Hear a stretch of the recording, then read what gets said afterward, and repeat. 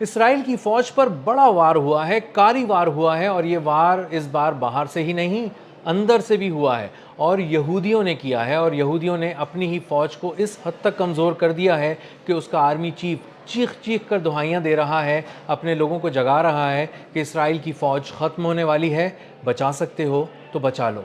میرا نام اظہر علی خان ہے اور آپ دیکھ رہے ہیں آج کی بات۔ اسرائیل کا آرمی چیف کنیسٹ سے، یعنی کہ اس کی جو پارلیمنٹ ہے اسرائیل کی، اس کے ارکان سے خطاب کر رہا ہے اور کہہ رہا ہے، چیخ چیخ کر کہہ رہا ہے کہ ہماری فوج تیزی سے ٹوٹ رہی ہے، کمزور ہو رہی ہے، اور اس میں لوگوں کی بہت زیادہ کمی ہو رہی ہے، اور اسرائیلی اس وقت اپنی فوج کو میں بھرتی ہونے سے انکار کر رہے ہیں، اس سے نفرت کر رہے ہیں، اور اپنی جو فوج ہے اسی میں بھرتی ہونے کو یقینی موت سمجھتے ہیں، اور وہ مرنا نہیں چاہتے، زندگی سے پیار کر رہے ہیں، اور اگر صورتحال یہی رہی تو ہم بہت بری طرح ٹوٹ جائیں گے، اسرائیل بکھر جائے گا، اسرائیل کی فوج ٹوٹ جائے گی، اور جن محاذ جنگ پہ ہم نے اپنے فوجی بھیجے ہوئے ہیں وہاں سے ان کی بچی کچی لاشیں بھی آ جائیں تو بڑی بات ہے، اور ہم ان محاذ جنگ پہ، ان جنگوں پہ، ان محاذوں پر اب ہم نہیں لڑ سکیں گے۔ اسرائیل کے آرمی چیف نے کہا، اپنے ارکان پارلیمنٹ کو کہا، اپنے خطاب میں کہا کہ ہمیں چاہیے کہ ہم کسی بھی طرح ایسی قانون سازی کریں جس سے ہم اس بات کو یقینی بنا سکیں کہ اسرائیل میں رہنے والے جو یہودی ہیں وہ ہر صورت فوج میں بھرتی ہوں۔ ہم نے کچھ لوگوں کو صرف اس لیے کچھ استثناء دیا ہوا ہے، کچھ لوگوں کو چھوٹ دی ہوئی ہے، رعایت دی ہوئی ہے اسرائیل میں کہ وہ تورات کا مطالعہ کرتے ہیں، وہ مذہب کے آڑ میں چھپ جاتے ہیں، اور اس طرح کے لوگوں کی تعداد بہت بڑی ہے، اور ہر کوئی صرف وہاں پہ جا کے اپنی اندراج کرا رہا ہے اور کہہ رہا ہے کہ میں تو تورات پڑھوں گا، میں تو مذہب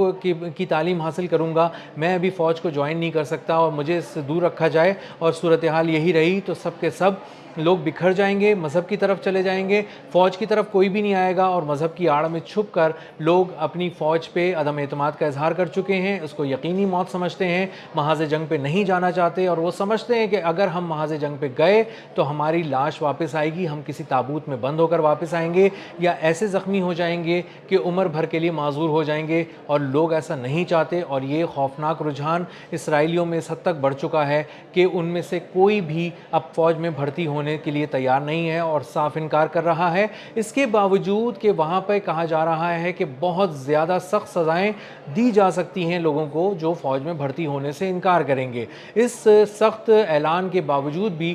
لوگ دلچسپی نہیں دکھا رہے اور اسرائیل کی فوج سے اپنا فاصلہ بڑھاتے چلے جا رہے ہیں، اور جو عقل مند یہودی ہیں، جو سمجھدار یہودی ہیں، جو پیسے والے یہودی ہیں، جن کے پاس کچھ وسائل ہیں، وہ ان کی تعداد خود اسرائیلی میڈیا کوٹ کر رہا ہے کہ تقریباً 30% ایسے لوگ ہیں جو ابھی اسرائیل سے نہیں نکل سکے، کسی وجہ سے رک گئے تھے، وہ اس جنگ میں پھنس گئے تھے، سمجھدار لوگ تو نکل گئے تھے لیکن 30% اسرائیلی وہ تھے جو یہاں پہ پھنس گئے ہیں، جن کے پاس وسائل ہیں، اور وہ فوراً اپنے آپ کو محفوظ کسی دوسرے ملک میں سمجھتے ہیں، اور جیسے ہی حالات تھوڑے بہتر ہوئے وہ یہاں سے نکل جائیں گے۔ 30% اسرائیلیوں کے نکلنے کا مطلب یہ ہے کہ ایک بڑی تعداد جن کے پاس پیسہ ہے، جن کے پاس ذہن ہے، جن کے پاس وسائل ہیں، جو ایلیٹ کلاس سمجھے جاتے ہیں یا اپر مڈل کلاس سمجھے جاتے ہیں اسرائیل کی، وہ کام کے لوگ اسرائیل سے نکل جائیں گے، اور اس کے بعد بچے گا صرف غریب اور متوسط طبقہ، جو لوور مڈل کلاس بھی ہوگا بلکہ مڈل کلاس بھی نہیں ہوگا، اور اس کے وہاں رہ جانے کے بعد اس کو اتنی سمجھ بھی آ گئی ہے اس لوور مڈل کلاس طبقے کو کہ اسے بھی پتہ ہے کہ اسے فوج میں بھرتی کر لیا جائے گا، اس کو پکڑ کے لے جا کے فوج کے حوالے کر دیا جائے گا، اس کو پھر کسی محاذ جنگ پہ بھیج دیا جائے گا، یا وہ ایران کے سے لڑائی میں کہیں کھڑا ہوگا، یا وہ غزہ میں کہیں کھڑا ہوگا، حماس کا نشانہ بن جائے گا، یا لبنان بھیج دیا جائے گا تو وہاں حزب اللہ کا نشانہ بن جائے گا، اور حزب اللہ جس طرح نشانہ بنا رہی ہے وہ بہت ہی پریسائزلی بنا رہی ہے، تابوت واپس آ رہے ہیں، زخمی فوجی واپس آ رہے ہیں، پتہ چل رہا ہے لوگوں کو اپنے رشتہ داروں سے، اپنے میڈیا کے ذریعے کہ وہاں پہ فوجی کھڑے ہوتے ہیں بڑی تعداد میں، ایک ڈرون خاموشی سے چپکے سے آتا ہے، ان کے قریب ایک گراتا ہے ایک بم، اور اس کے بعد وہاں سے چلا جاتا ہے، اور وہاں پہ لوگ مر جاتے ہیں، جو اسرائیلی فوجی ہیں مر جاتے ہیں، اور ان کو بچانے والا کوئی بھی نہیں ہے، اور اسرائیل کی بہت بڑے وسائل، بڑے پیمانے پہ ٹیکنالوجی لبنان میں فیل ہو رہی ہے، اس کے مراکہ ٹینکس تیزی سے تباہ ہو رہے ہیں، مراکہ ٹینکوں کا لبنان میں قبرستان بن چکا ہے۔ یہ بات نتن یاہو نے نہیں سوچی تھی کہ 100 سے زیادہ مراکہ ٹینک تباہ ہو جائیں گے، $10 ملین کا ایک ٹینک ہوتا ہے، اس کے 100 ٹینک سے زیادہ اب تک تباہ ہو چکے ہیں، اور ایک مراکہ ٹینک کے بھی تباہ ہونے کا مقصد یہ ہے کہ آپ کے سامنے جو دشمن ہے وہ بہت ہی منظم قسم کی ملٹری کھڑی ہوئی ہے وہاں پہ، اور وہ تاک تاک کر آپ کے مراکہ ٹینکوں کو نشانہ بنا رہی ہے. لیکن سچ یہ ہے کہ دوسری طرف حزب اللہ ہے جو کہ ایک بہت منظم آرمی کے طور پہ نہیں ہے، اور اس کے پاس بے انتہا وسائل نہیں ہیں، بہت مہنگے جدید آلات نہیں ہیں، لیکن وہ اپنی سادہ سی ٹیکنالوجی سے اور اپنی حکمت عملیوں اور تدبر کی بنا پر اس طرح ان کو نشانہ لگا رہی ہے، ان زاویوں سے اسرائیل کی فوج پہ وار کر رہی ہے جس کا اسرائیل کی فوج نے کبھی تصور نہیں کیا تھا، اور اس نے کبھی سوچا نہیں تھا کہ کہاں کہاں سے ان پر اس طرح سے پریسائزلی ان کو نشانہ بنایا جائے گا. خود اسرائیل میں صورتحال یہ ہے کہ جو لوگ بھرتی نہیں ہونا چاہ رہے اپنی فوج میں، وہ اس لیے نہیں ہونا چاہ رہے کہ ان کے کزنز مارے جا چکے ہیں، ان کے دوست مارے جا چکے ہیں. انہیں خبر مل گئی ہے ایک چھوٹی سی کمیونٹی میں کہ ہمارے دوست اور ہمارے عزیز و اقارب، ہمارے جاننے والے اور فلاں کا فلاں دوست کس طرح وہاں گھائل ہو گیا، ہمیشہ کے لیے معذور ہو گیا یا مارا گیا، اور فلاں محاذ جنگ پہ اس کو بھیجا گیا تھا اور وہاں سے اس کی لاش واپس آئی ہے، یا وہ ایسا زخمی ہو کے واپس آیا ہے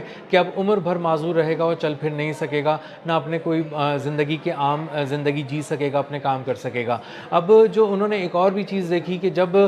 بہت زیادہ بیلسٹک میزائل آ کے گر رہے تھے، ہائپر سونک میزائل آ کے گر رہے تھے، اسرائیل میں ایران کی جانب سے حملے ہو رہے تھے،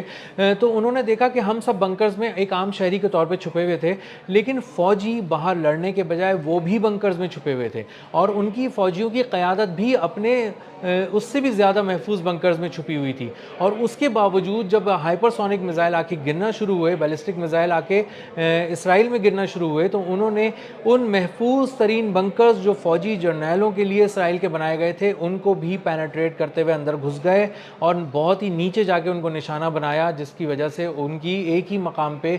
کئی بڑے جو ان کے فوجی عہدیداران ہیں ان کی موت واقع ہو گئی اور وہ ہلاک کر دیے گئے. تو انہیں اندازہ یہ ہوتا ہے کہ کس طرح ان کی فوج کو تاک تاک کر نشانہ بنایا گیا ہے. اور فوج کا مورال کا حال یہ تھا کہ فوج جو تھی اس کے جنرلز تک چھپ گئے تھے، اس کے جرنیل چھپے ہوئے تھے، اس کے فوجی اپنی قیادت سے جان بوجھ کے اس لیے رابطہ نہیں کر رہے تھے کہ وہ یہ دیکھ رہے تھے کہ اگر ہم نے رابطہ کیا تو ہمیں کسی محاذ جنگ پہ نہ روانہ کر دیا جائے. تو وہ بھی شیلٹرز میں چھپ گئے، وہ بھی جا کے بنکرز میں چھپ گئے اور انہوں نے اپنی فوج سے ہی رابطہ منقطع کر لیا، اور انہیں اندازہ تھا کہ اگر وہ باہر نکلے تو ان کو کسی محاذ جنگ پہ بھیجا جائے گا. اور ایک مصیبت ان کو یہ بھی آن پڑی ان کے سر پہ کہ انہیں یہ سمجھ نہیں آ رہی تھی کہ انہیں کس محاذ جنگ پہ بھیجا جائے گا، کیونکہ ایران تو ان کو صرف بیلسٹک اور ہائپر سونک میزائلوں سے نشانہ بنا رہا تھا اور ان کے پاس تو صرف ایک چھوٹی سی گن تھی، اور ان کو سمجھ نہیں آ رہا تھا کہ ان کا ملٹی لیئر ڈیفنس سسٹم جو تباہ ہو چکا ہے، آئرن ڈوم، ڈیوڈ سلنگ اور ایرو 3، اس کے بعد جب سارے میزائل ایک ایک کر کے پینیٹریٹ کرتے جا رہے ہیں ایران کی جانب سے اسرائیل کے اندر، تو وہ صرف مرنے کے لیے تو اس وقت سرفیس پہ نہیں آ سکتے، وہ سطح پر آنے کے بعد صرف مرنے کے لیے تو نہیں آ سکتے. وہ ان کے پاس گن ہے تو اگر اس گن میں گولیاں ہیں تو وہ کس پر چلائیں گے؟ ان کا دشمن تو نظر ہی نہیں آ رہا. ان کا دشمن تو بیلسٹک اور ہائپر سونک میزائل سے حملہ کرتا ہے، پریسائزلی حملہ کرتا ہے اور نشانہ بنا کر ان کو تباہ کر دیتا ہے، ان کو مار ڈالتا ہے. تو وہ انہیں اندازہ ہوا کہ یہ جرنیل ہمیں مروا دیں گے، ہمیں موت کے منہ میں بھیج دیں گے، اس لیے وہ بنکرز میں جا کے چھپ گئے. یہ سب کچھ جب لوگوں نے بہت ہی اپنی آنکھوں سے دیکھا، بالکل فرسٹ ہینڈ ایک طرح سے مشاہدہ کیا ان تمام حالات کا، تو انہیں اندازہ ہوا کہ اگر ہم نے اپنا نام فوج میں لکھوا دیا تو اس کا مطلب یہ ہے کہ ہمیں یقینی طور پہ مرنے کے لیے کہیں بھیج دیا جائے گا اور اس محاذ جنگ سے شاید ہماری لاش بھی واپس نہ آئے. تو اگر پرکس اینڈ بینیفٹس بہت زیادہ ہیں بھی اسرائیلی فوج کو جوائن کرنے کے لیے، تب بھی ہمیں اسرائیل کی فوج سے دور رہنا چاہیے، یقینی موت سے دور رہنا چاہیے. اور اب صورتحال یہ ہو گئی ہے کہ جب یہودیوں نے اپنی ہی فوج پر حملہ کر دیا ہے بھرتی نہ ہونے کی صورت میں، تو اسرائیل کا آرمی چیف چیخ کر کہہ رہا ہے کہ اسرائیل کی فوج ٹوٹ رہی ہے، پگھل رہی ہے،